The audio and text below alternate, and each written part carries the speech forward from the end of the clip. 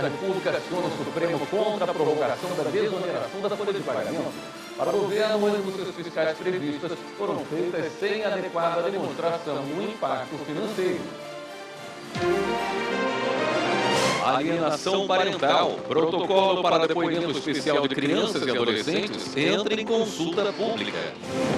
TRF1 decide que servidor tem direito à licença paternidade de 120 dias em caso de falecimento da mãe da criança. Lideranças indígenas participam de escuta qualificada pelo Conselho Nacional de Justiça. E ainda, TST debate os impactos da informalidade na saúde e na segurança do trabalho. Jornal da Justiça desta quinta-feira, 25 de abril, começa agora.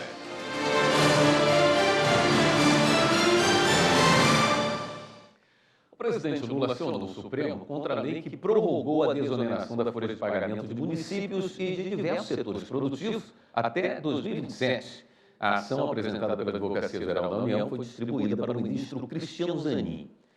Só para você entender, no fim do ano passado, o presidente editou uma medida provisória para equilibrar as contas públicas. Além da retomada gradual da carga tributária sobre 17 atividades econômicas, o texto previa a limitação das compensações tributárias decorrentes de decisões judiciais e a volta da tributação sobre o setor de eventos.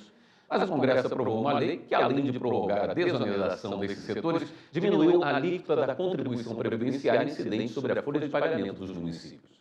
Segundo a AGU, a prorrogação da desoneração da folha representa uma redução de cerca de 10 bilhões de reais por ano na arrecadação.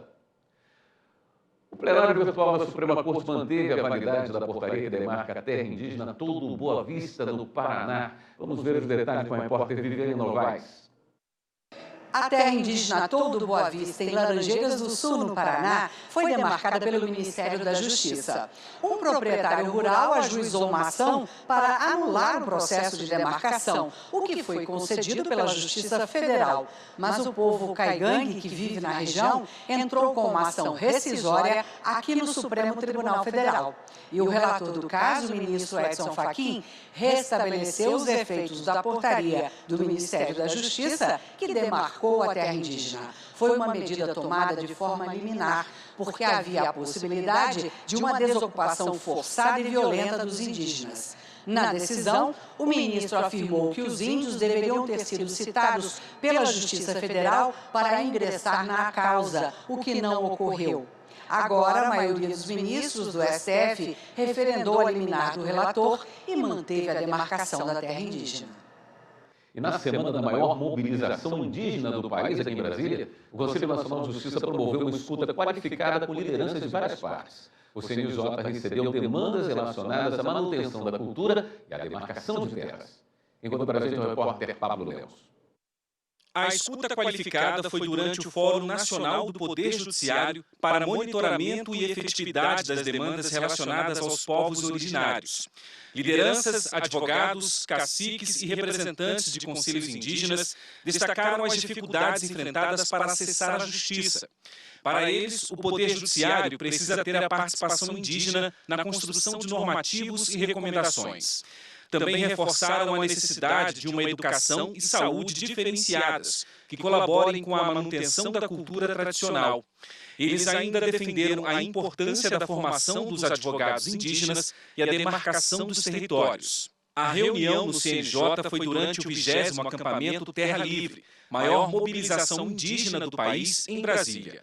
O evento, que começou no dia 23 e termina nesta sexta-feira, pede a demarcação de terras, garantia dos direitos aos povos originários e fim da violência nos territórios. O Conselho Nacional de Justiça está trabalhando em um relatório sobre o monitoramento das ações sobre os povos indígenas. O CNJ também está implantando outras ações referentes ao tema, como a concessão de bolsas de estudo para concursos da magistratura.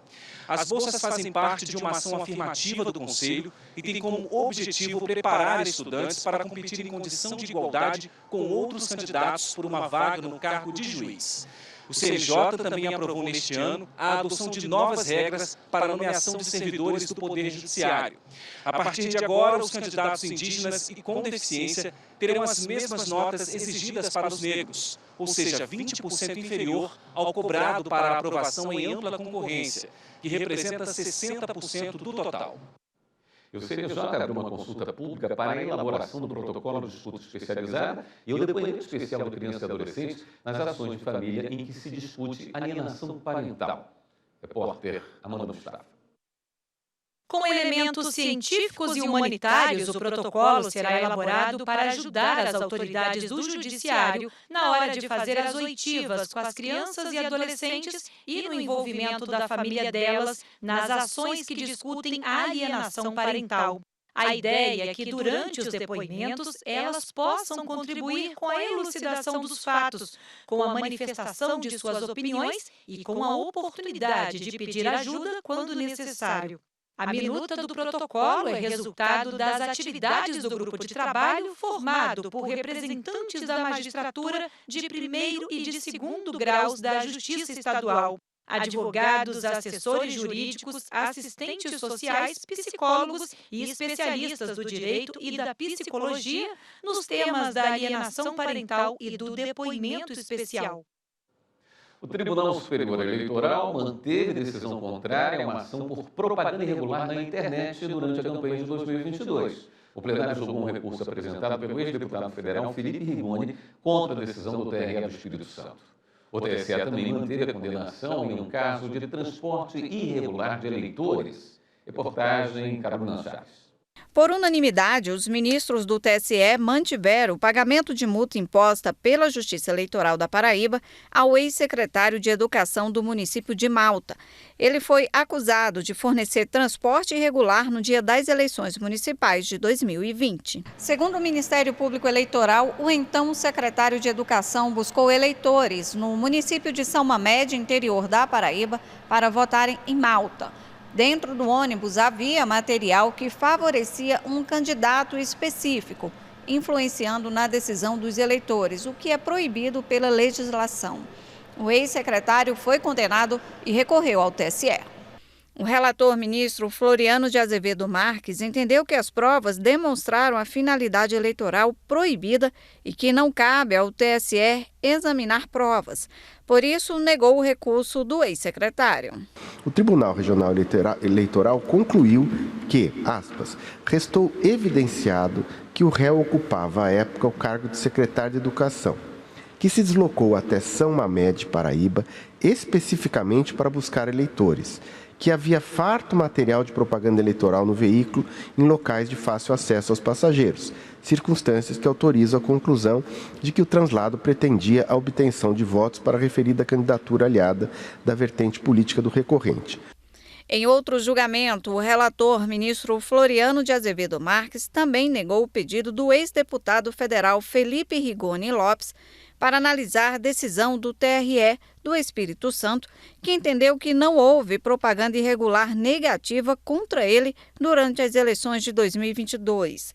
A jurisprudência do TSE permite a aplicação de multa de R$ 5 a 30 mil quando ficar caracterizado abuso da liberdade de expressão na propaganda eleitoral na internet com conteúdo injurioso, difamatório ou inverídico. Mas, segundo o relator, os autos não demonstraram que as informações divulgadas na época ofenderam a honra do político e o recurso não permite reavaliar provas. Para alterar a conclusão do tribunal de origem de que o conteúdo impugnado não configura fato sabidamente inverídico ou ofensa à honra do agravante, fundamento básico e indispensável para a aplicação da norma sancionatória, para que se chegasse a essa conclusão defendida pelo agravante, seria necessário o revolvimento do conjunto fático probatório dos autos, encontrando, portanto, óbice no verbete sumular 24 do TSE. O Google informou que vai proibir a publicidade política para as eleições municipais deste ano. A medida foi tomada em razão da resolução do Tribunal Superior Eleitoral sobre publicidade de candidatos e partidos nas eleições de 2024. Em nota, a empresa afirmou que considera as eleições importantes e que, ao longo dos últimos anos, tem trabalhado incansavelmente para lançar novos produtos e serviços para apoiar candidatos e eleitores. E ainda que, para as eleições brasileiras deste ano, será atualizada a regra de conteúdo político do Google Ads para não mais permitir a veiculação de anúncios políticos no país. A medida entra em vigor em maio. Em uma iniciativa conjunta, a Escola Superior do Ministério Público da União e a Escola Judiciária Eleitoral do TSE promoveram um seminário para discutir a proteção da democracia nas eleições na era digital. Repórter Márcio Fontinelli acompanhou.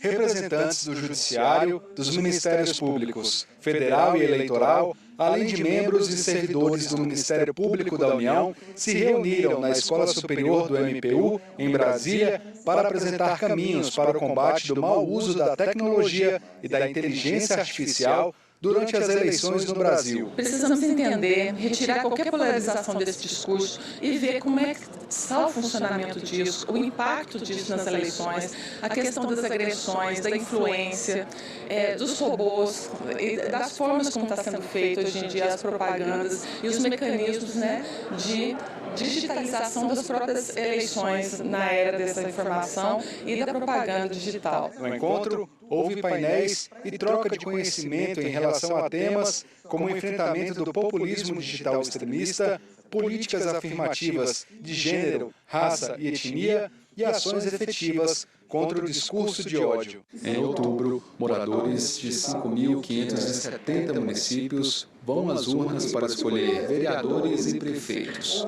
No seminário, um dos pontos mais destacados foi o impacto da inteligência artificial na propagação de notícias falsas, principalmente entre os próprios eleitores. O que nós estamos fazendo é assegurar que o eleitor tem informação de qualidade, tem informação em quantidade, mas não seja induzido a acreditar em falsas verdades, em notícias falsas, em calúnia a outros candidatos, em qualquer conduta que contamine o ambiente saudável das eleições.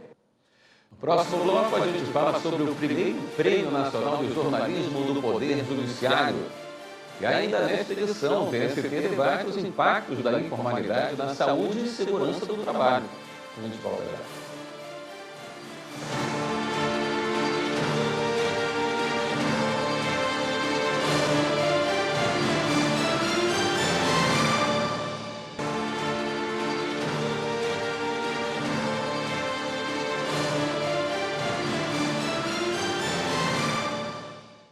Os ganhadores do primeiro Prêmio Nacional de Jornalismo do Poder Judiciário, 35 anos da Constituição Cidadã, foram conhecidos nesta quarta-feira. Repórter Samanta Pessan acompanhou a premiação direta do Superior Tribunal de Justiça. 5 eixos, 4 categorias e mais de 260 produções inscritas sobre o legado de mais de 3 décadas da Constituição Federal de 1988. O primeiro Prêmio Nacional de Jornalismo do Poder Judiciário, 35 anos da Constituição Cidadã, recebeu trabalhos de diversas partes do país que abordaram em textos, vídeos, áudios e fotos a missão constitucional do Supremo Tribunal Federal, Tribunal Superior Eleitoral, Superior Tribunal de Justiça, Tribunal Superior do Trabalho e Superior Tribunal Militar. As secretarias de comunicação dos tribunais se uniram e criaram um prêmio para reafirmar a importância de um poder judiciário atuante e independente e reconhecer o papel indispensável de uma imprensa forte e livre como pilares do Estado Democrático de Direito. Participaram da premiação o presidente do Supremo Tribunal Federal, ministro Luiz Roberto Barroso, a presidente do Superior Tribunal de Justiça, ministra Maria Tereza de Assis Moura, a vice-presidente do Tribunal Superior Eleitoral, ministra Carmen Lúcia, o presidente do Superior Tribunal Militar, ministro Tenente Brigadeiro do Ar, Francisco Joseli Parente Camelo, e o presidente do Tribunal Superior do Trabalho, ministro Lélio Bentes Correia. Eu tenho muito prazer de abrir esta sessão do primeiro Prêmio Nacional de Jornalismo do Poder Judiciário, instituído para jornalistas que escrevem sobre o Poder Judiciário, esse ano tendo como tema central a Constituição Brasileira de 1988,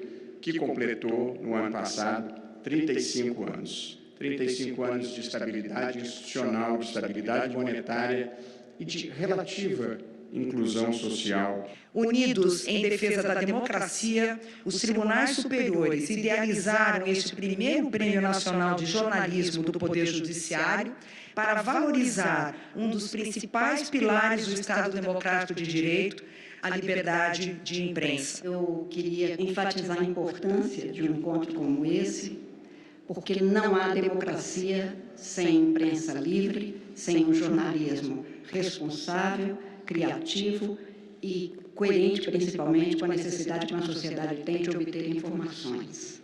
Nossa Constituição sai fortalecida, a sociedade também sai fortalecida e a imprensa se confirma como um dos pilares da sociedade a sustentar a democracia em nosso país. Essa iniciativa vem em boa hora reafirmar a centralidade de um poder judiciário atuante, efetivo e independente, bem como de uma imprensa forte e livre, como elementos fundamentais para a consolidação do processo democrático. Os 84 finalistas foram selecionados por um júri composto por 19 especialistas, entre ministros, juristas e profissionais da imprensa. E 19 também foi o número de vencedores: 5 de jornalismo de vídeo, 5 de jornalismo de áudio, 5 de jornalismo escrito e 4 de fotojornalismo. Assim como o Poder Judiciário tem sido alvo de ataques, nossa imprensa também, isso é sabido, todo mundo sabe disso. Porque em comum a gente defende uma coisa, que é a liberdade, a democracia, e o prêmio traz esse reconhecimento e nos dá força, né, para continuar. A gente ter um prêmio desse, nacional, tão importante, dado pelo Judiciário, com todos os ministros, com todas as autoridades aqui, é muito, muito bom para o jornalismo brasileiro. Ao final da cerimônia, os presidentes das 5 cortes, as autoridades que participaram do evento, os vencedores e os finalistas subiram ao palco para eternizar em uma foto o momento de celebração. Os nomes de todos os vencedores e os trabalhos premiados podem ser conferidos no site do prêmio. E o STJ fez uma audiência pública para discutir a importação e plantio de cannabis para uso medicinal, como mostra a repórter Jéssica Castro. A audiência pública, utilização de substratos da cannabis sativa cultivada em solo nacional para a produção de medicamentos e sua disponibilização no âmbito do SUS é resultado da discussão existente no STJ a respeito de um incidente de assunção de competência que tramita na primeira sessão e trata da possibilidade de importação e plantio de variedades de cannabis com baixo teor de THC, que é um dos principais componentes ativos da planta, para a produção de medicamentos e outros subprodutos com fins exclusivamente medicinais, farmacêuticos ou industriais.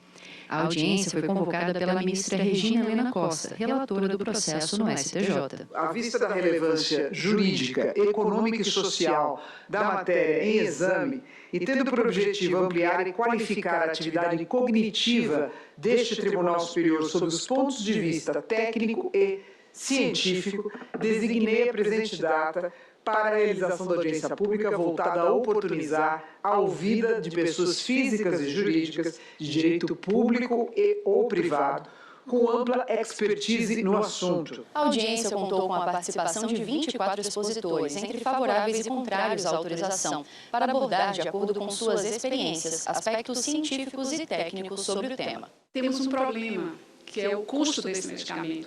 E nós, como defensores públicos, assistimos só aquelas pessoas pobres, aquelas pessoas extremamente pobres do nosso país, que não têm acesso a esse medicamento. Então, nós entendemos o quê? Que tanto a ilegalidade do cultivo da planta, como a sua indisponibilidade, é que aumentam o custo desse medicamento. São milhares de pessoas que buscam a defensoria todos os dias em busca do canabidiol. Antes de mais nada, é óbvio que o canabidiol tem seus efeitos comprovados, não é necessário mais a gente buscar na literatura, não é? Mas não pode ser feito de qualquer jeito, sem controle. É temerário a gente liberar para pacientes, principalmente para jovens, crianças, né, com contaminantes como, por exemplo, o THC, que é extremamente danoso para o sistema, para todo o desenvolvimento cognitivo de uma criança, e geralmente essa situação é irreversível. O ministro do STJ, Rogério Schietti Cruz, conduziu um dos painéis de debate e destacou a importância do tema da cannabis para uso medicinal ser discutido no âmbito do judiciário. Hoje, comprovadamente, existe toda uma ciência em torno do uso da cannabis, né, para fins medicinais. Então é muito importante que o STJ, como uma corte da cidadania, o Tribunal da Cidadania, onde vários recursos tratando desse tema chegam diariamente, possa dar espaço para esse debate, qualificando esse debate e oferecendo possíveis alternativas para uma melhor compreensão sobre esse tema. A íntegra da audiência pública está disponível no canal do STJ no YouTube. No próximo bloco, a gente traz todas as informações sobre a sessão plenária de hoje do Supremo Tribunal Federal. E veja também, segundo a turma do STF, aplica o princípio da insignificância e absolve condenado por furto de itens de decoração natalina. Voltamos a isso.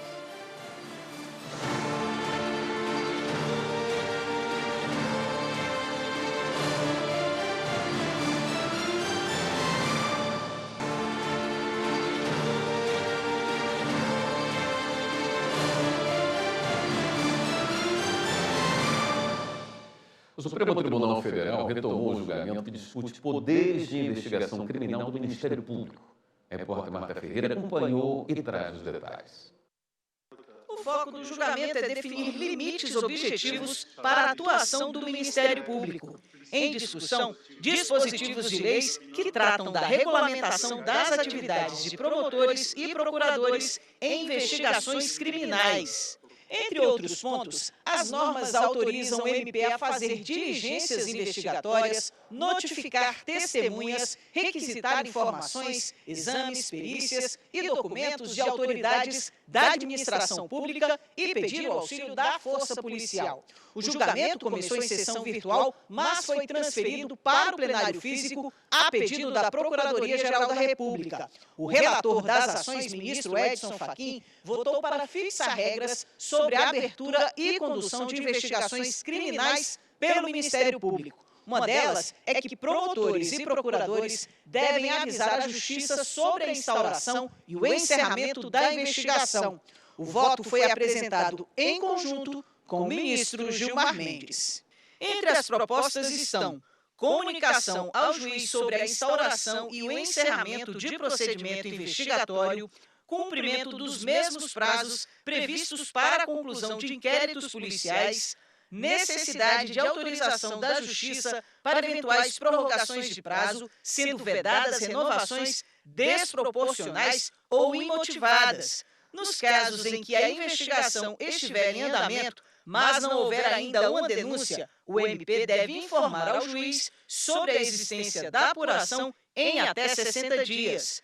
Também estabelece ser obrigatória a abertura de investigação sempre que houver suspeita de envolvimento de agentes dos órgãos de segurança pública na prática de crimes. Estabelece ainda que o Ministério Público pode pedir a realização de perícias técnicas nas suas investigações criminais. O julgamento foi retomado com o voto dos demais ministros. O ministro Flávio Dino foi o primeiro a fazer sugestões às propostas apresentadas. Sobre o item 4, nós manteríamos aqui apenas a referência à autonomia técnica das perícias no que se refere ao mérito da análise pericial. Ponto. E nada mais. Se houver necessidade, à vista do debate que façamos, que haja uma referência administrativa no termo das leis específicas. Os ministros Nunes Marques e André Mendonça também fizeram algumas observações. Essa necessidade de autorização judicial, ela sim se faz presente.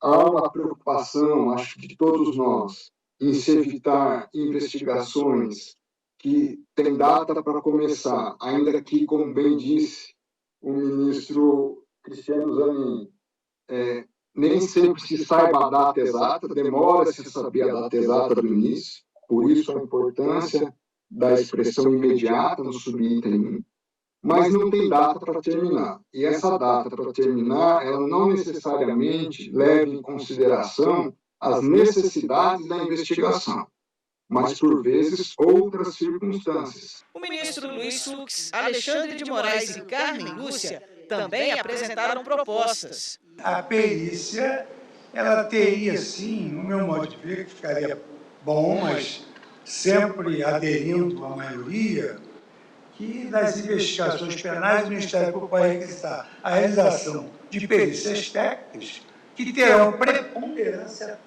as perícias que terão preponderâncias sobre as conclusões dos órgãos policiais. Nas investigações de natureza penal, o Ministério Público poderá requisitar a realização de perícias técnicas cujos peritos deverão gozar de plena autonomia funcional na realização dos laudos. Eu manteria, é obrigatória a análise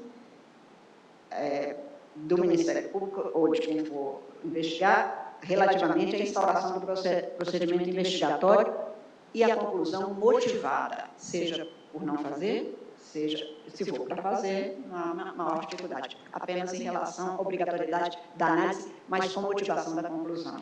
Depois, o julgamento foi suspenso e será retomado na próxima quinta-feira, após o feriado. Por maioria, a segunda turma do STF aplicou o princípio da insignificância e absolveu o homem condenado por furto de itens de decoração de Natal em Florianópolis, Santa Catarina. Repórter Carolina Chaves. O homem foi condenado na primeira instância a pena de 1 ano e 3 meses de reclusão em regime fechado e pagamento de multa por furtar 20 metros de fio com 10 lâmpadas de decoração natalina da Prefeitura de Florianópolis, num valor total de R$ 250. O caso aconteceu em janeiro de 2021. O Tribunal de Justiça do Estado condenou o réu a 1 ano e 8 meses e a pena foi mantida no Superior Tribunal de Justiça. Em junho do ano passado, a defesa recorreu ao Supremo pedindo a absolvição do condenado com base no princípio da insignificância. Esse princípio é aplicado para casos no qual o crime é considerado pouco ofensivo e não representa perigo à sociedade. O relator, ministro Gilmar Mendes, atendeu o pedido e absolveu o réu por considerar a conduta de baixa gravidade. O Ministério Público de Santa Catarina recorreu da decisão monocrática, mas agora o plenário virtual da segunda turma, os ministros Edson Fachin e Dias Toffoli acompanharam a decisão de Gilmar Mendes e o homem foi perdoado. Tribunal do Júri de Brasília condena homem a 21 anos de prisão por tentativa de feminicídio qualificado e incêndio. Polícia Federal fez operação contra a importação ilegal de mercadorias estrangeiras. Emissão online de passaporte é normalizada. E grupo especializado do Ministério Público do Rio de Janeiro cumpre mandados contra integrantes de milícia e policiais. Confira os destaques de hoje. O Ministério Público do Estado do Rio de Janeiro cumpriu 12 mandados de prisão e 8 de busca e apreensão contra integrantes de uma milícia que atua na comunidade de Batomuxi, em Jacarepaguá. 16 pessoas foram denunciadas por associação criminosa, extorsão a comerciantes, vendedores ambulantes e mototaxistas. Entre os denunciados estão um policial civil e 2 policiais militares, que tinham estreita relação com um grupo criminoso e foram suspensos das funções públicas. Um homem foi preso por se passar por policial, utilizando armas, uniforme e distintivo, além de participar de operações em viatura oficial da polícia. O serviço de agendamento de emissão de passaporte pela internet da Polícia Federal já foi restabelecido e está em pleno funcionamento. O serviço estava suspenso temporariamente desde o dia 17 de abril. À época, a PF anunciou que tinha identificado uma tentativa de invasão ao site. O caso está sendo investigado. Os agendamentos que foram feitos antes do bloqueio do site estão acontecendo normalmente em data e horários marcados. Policiais federais cumpriram 15 mandados de busca e apreensão nos estados do Rio Grande do Sul, Paraná, Minas Gerais e São Paulo. A Justiça Federal determinou a apreensão de 26 veículos, que totalizam R$ 1.700.000 em valor de mercado. A operação foi para conter o contrabando de mercadorias estrangeiras, principalmente bebidas alcoólicas. Em menos de 2 anos, o grupo teria movimentado mais de 23 milhões de reais. O Tribunal do Júri de Brasília condenou Luiz Otaviano de Souza Filho a 21 anos, 11 meses e 20 dias de prisão por tentativa de feminicídio qualificado e incêndio. Os crimes foram em 2022 em Cidade Estrutural, no Distrito Federal. O júri reconheceu que o crime foi por motivo torpe, em contexto de violência doméstica, além de ter sido na presença da filha do casal de 15 anos. Após o crime, o réu ateou fogo na casa. A pena será cumprida em regime fechado. Em Pernambuco foram cumpridos 15 mandados de prisão e busca e apreensão contra uma organização criminosa que praticava os crimes de peculato e lavagem de dinheiro. Entre os presos estão funcionários públicos do Tribunal de Justiça de Pernambuco. Segundo o TJPE, os servidores presos tinham relação com falsificação e expedição indevida de alvarás, e 2 deles já estão com decisão administrativa de demissão. O tribunal não divulgou os nomes dos envolvidos. A seguir, integrantes do CNJ vão ao Tribunal de Justiça da Paraíba para a implantação da Central de Regulação de Vagas no sistema prisional do Estado. E também, TRF1 diz que servidor tem direito à licença paternidade de 120 dias em caso de falecimento da mãe da criança. Voltamos em instantes.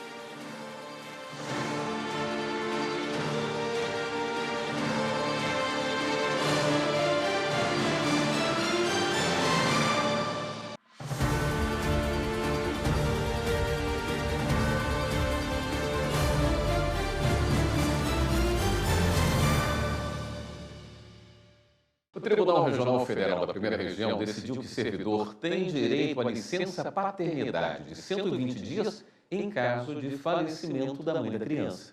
Repórter William Nascimento. A primeira turma do TRF1 assegurou a um servidor da Universidade Federal de Mato Grosso o direito à licença paternidade de 120 dias por conta do falecimento da esposa, 5 dias após o nascimento da filha do casal.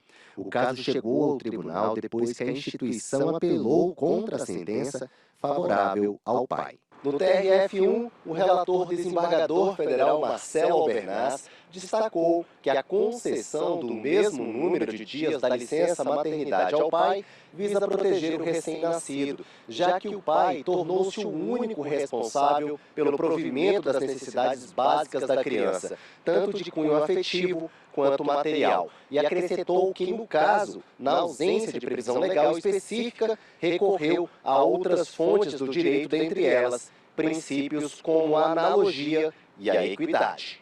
Ainda segundo o magistrado, é desarrazoado negar ao servidor o usufruto da licença paternidade nos mesmos moldes da licença maternidade, pois além de suportar a ausência da mãe, a filha recém-nascida seria privada do acompanhamento e proteção especial, tão necessários no início da vida. O Tribunal de Justiça da Paraíba recebeu visita técnica do Conselho Nacional de Justiça para a implantação da Central de Regulação de Vagas no sistema prisional do Estado. A repórter Ludmila Costa acompanhou e tem as informações.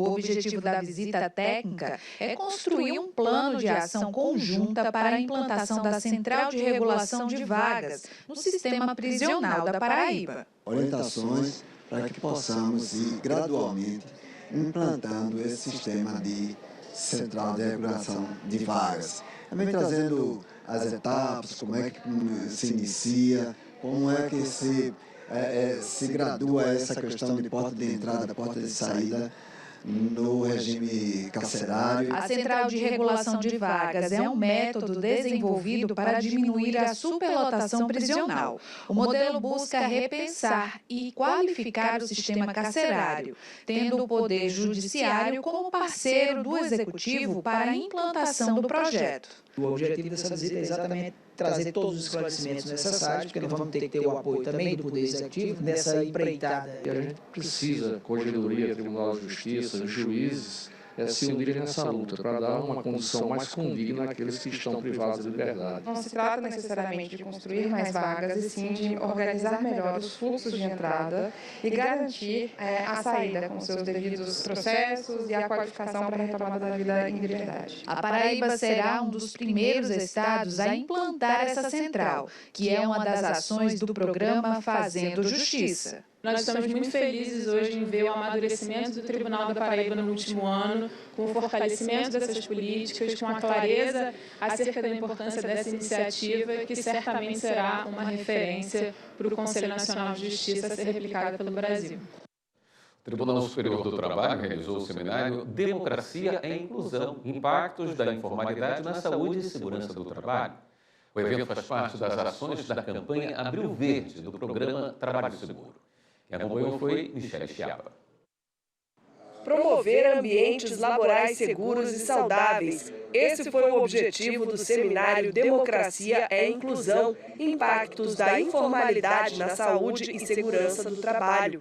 Segundo estimativas da Organização Internacional do Trabalho, 4 bilhões de pessoas no mundo não têm qualquer proteção social. Tenho certeza de que tanto as palestras quanto as oficinas resultarão em mais do que reflexões, ideias, propostas efetivas e concretas de um ainda maior engajamento da Justiça do Trabalho na promoção da justiça social. A ideia do seminário é tratar de informalidade em segurança, tratar a informalidade sobre todas as suas matizes, o trabalho do camelô, o trabalho daquele que não tem o registro na carteira, a empregada e o empregado doméstico, o trabalho de plataformas, todas aquelas formas em que a contratação não é formalizada e por essa razão não tem a proteção social. E como essa falta de proteção social repercute em saúde e segurança. Conforme dados do Smart Lab, Observatório de Segurança e Saúde no Trabalho, em 2022 foram notificados mais de 612 mil acidentes de trabalho no Brasil. Desses casos, 2.500 pessoas morreram. É preciso que nós façamos eventos que reúnam tanto abordagens teóricas, obviamente, sempre serão importantes, como também exemplos práticos das ocorrências que acontecem na vida real. O painel de abertura apresentou o tema Dimensão Social da Sustentabilidade. O palestrante, Volker Egon Boni, o Frei Vicente, frisou que é preciso refletir sobre o modelo atual de trabalho e a sustentabilidade financeira. Nós precisamos rever toda a questão de financiamentos do mundo do trabalho. Né? Porque como hoje o financiamento é via trabalhador, com carteira assinada, então é uma visão. E essa visão precisa ser ampliada e precisa realmente garantir ganhos para quem é empreendedor, quem é PJ, que ele também tenha ganhos suficientes para participar também dos custos da comunidade. A conferência sobre impactos da informalidade na saúde e segurança do trabalho contou com o relato de Maria de Lourdes do Carmo, conhecida como Maria dos Camelôs. Ambulante há 25 anos, ela destacou como a modalidade é invisível. Recentemente, o irmão dela morreu após sofrer um acidente de trabalho. É um dia muito importante, né? Um dia muito simbólico para mim, 7 dias após a perda do meu irmão, né? Também trabalhando, pendurado no andaime, faleceu lá em cima. Então, eu estou transformando o luto em luta, né? É nosso dever, é nosso desafio não combater o trabalho informal, que parece que seria uma praga, alguma coisa assim. Ao contrário, nosso papel é como incluir os informais na cidadania. A seguir, os 40 anos do movimento Direta Já, pelo voto direto para a presidência do Brasil. E a gente mostra também a exposição fotográfica que revela as belezas do Superior Tribunal de Justiça. Voltamos lá.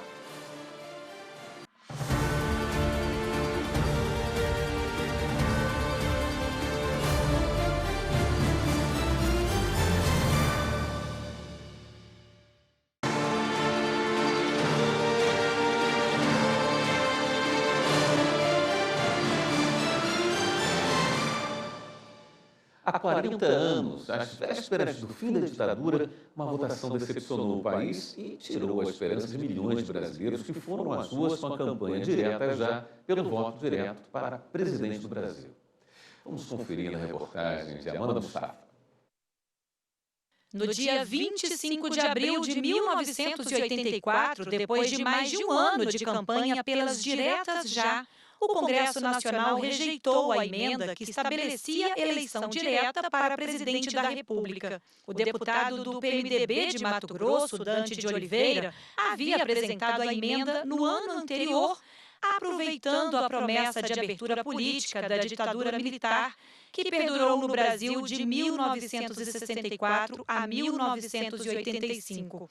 Foram quase 2 décadas com revezamento de generais na chefia do Poder Executivo. Durante um ano, milhões de brasileiros foram às ruas pelo direito de votar para presidente.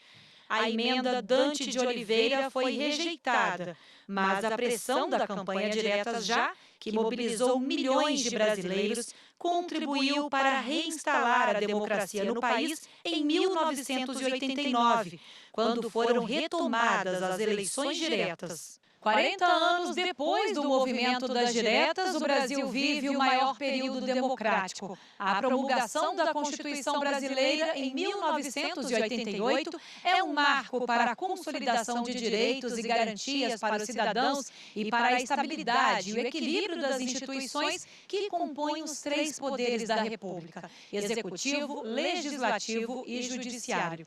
É papel do Supremo Tribunal Federal ser o guardião da Constituição. O presidente do STF, ministro Luiz Roberto Barroso, é um defensor da harmonia e do diálogo entre as instituições democráticas. A independência e a harmonia não significa concordância sempre, nem que o judiciário atenda necessariamente todas as demandas de qualquer um dos poderes.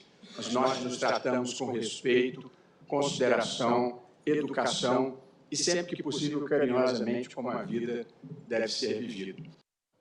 O Poder Judiciário de Mato Grosso tem atuado na garantia dos direitos do consumidor, principalmente no sistema dos juizados especiais, que comporta também as turmas recursais. A repórter Fernanda Fernandes conta como funciona esse trabalho. Arielle, frustrada e irritada com a cobrança indevida de um pacote de TV de assinatura que contratou, procurou um advogado que ingressou com uma ação no judiciário. Com o recurso que a empresa apresentou, o caso foi julgado por uma das turmas recursais do Tribunal de Justiça de Mato Grosso. E em poucos meses, o problema foi solucionado. Próximo da data do julgamento do recurso, eles ofereceram um acordo e, em conversa com o cliente, achou satisfatório e aceitamos. Grande parte dos meus processos são no juizado especial. E eu não tenho reclamação, porque eu gosto muito, principalmente por conta da celeridade. Os processos, eles são julgados de uma maneira bem rápida, bem transparente. Foi excelente. O processo deu certo, foi ganho, tive bastante problemas em questão da conta, do nada vir um valor super alto, então foi resolvido.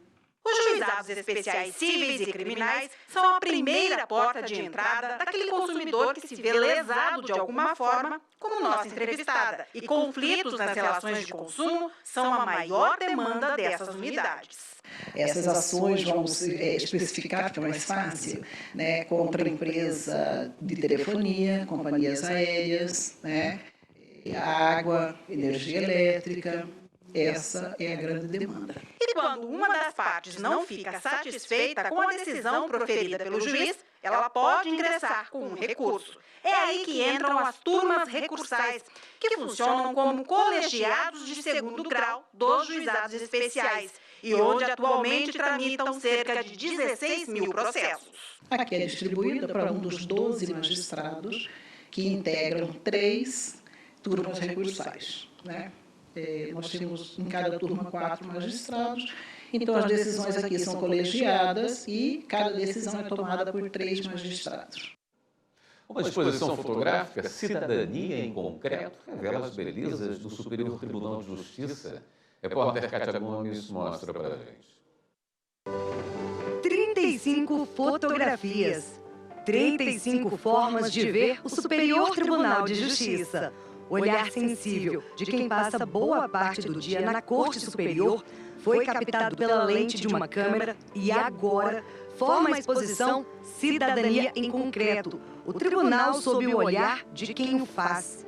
Magistrados, servidores, terceirizados e estagiários enviaram fotografias que retratam as belezas do STJ, desenhado pelo arquiteto Oscar Niemeyer.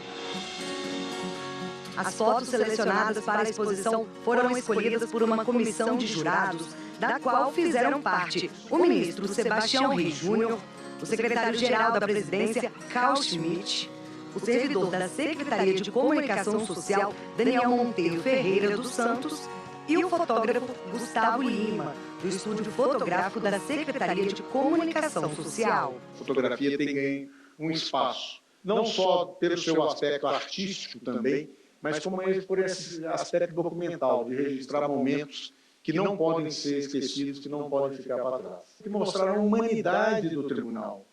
Né? Pessoas passando pelo tribunal, pessoas trabalhando no tribunal, mostraram que o Superior Tribunal de Justiça é muito mais do que um simples prédio bonito, né? Que foi desenhado por Oscar Niemeyer. Ele tem vida própria. Uma outra votação selecionou as 5 fotos preferidas do público interno, que ganharam destaque na exposição. A presidente do STJ, ministra Maria Tereza de Assis Moura, anunciou o primeiro lugar. Maxwell Soares da Silva Rocha. Eu estou muito feliz, é um sentimento assim de validação, não sei. Eu amo muito o tribunal, eu amo o prédio. Aí quando veio o concurso eu falei, cara, é a minha oportunidade, assim, né? A fotografia, ela é um despertar de algo que nós já temos, entende? Então, com a profusão do celular, com a simplificação da tecnologia, ela se tornou acessível. O STJ é muito fácil de fotografar. Eu falo para todo mundo que eu trabalho em uma obra de arte, então fica muito fácil. Essa foto reflete o olhar carinhoso que eu tenho com o STJ. Eu gosto muito da foto daqui. Eu acho que o jardim do STJ, para mim, é um dos mais bonitos. Estou apaixonada. Então, assim, toda oportunidade que eu tenho para tirar foto, eu estou tirando. Todos os dias a gente entra por essa portaria e olha esse anjo e a gente, assim, tem muita gente que tem aquela questão da fé. Então, eu quis, assim, justamente registrar isso, a fé que a gente tem na justiça. O concurso também teve participação do público em geral pelo perfil do STJ no Instagram, onde foi escolhida a foto que representa a exposição e compõe peças de divulgação. Ao todo, 286 fotografias foram enviadas para a competição. A mostra faz parte da programação comemorativa dos 35 anos de instalação da Corte e está exposta no túnel que conecta os prédios Ministros 1 e Ministros 2 na sede do STJ, de segunda a sexta-feira, das 9 da manhã às 7 horas da noite, até o dia 24 de maio.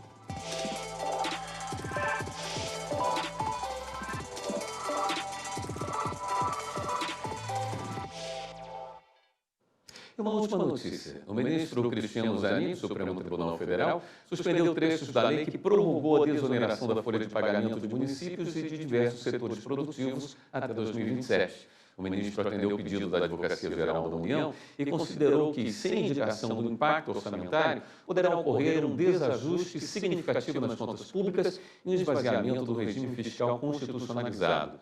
A decisão será levada a referendo em sessão do plenário virtual do STF, que começa na madrugada desta sexta-feira, dia 26. Esta edição do Jornal da Justiça fica por aqui. Na sequência, tem o programa Direitos Sem Fronteiras, que vai falar sobre a desdolarização. E na Rádio Justiça, fique com a Voz do Brasil. Uma ótima noite para você. Até amanhã.